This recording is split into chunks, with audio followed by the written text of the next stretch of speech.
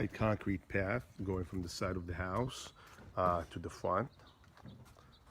Again, excavation, forming rebar, number 3 rebar, 3/8 in diameter.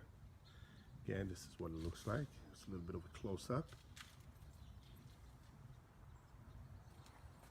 Coming all the way to the actual sidewalk.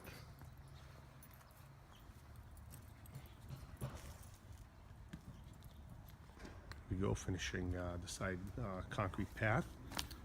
Expansion joints have been applied. We're just waiting for the concrete to dry up a little bit so we can apply the boom finish to it. That's going to add a little bit of traction. Again, this is what it looks like. Came out really nicely.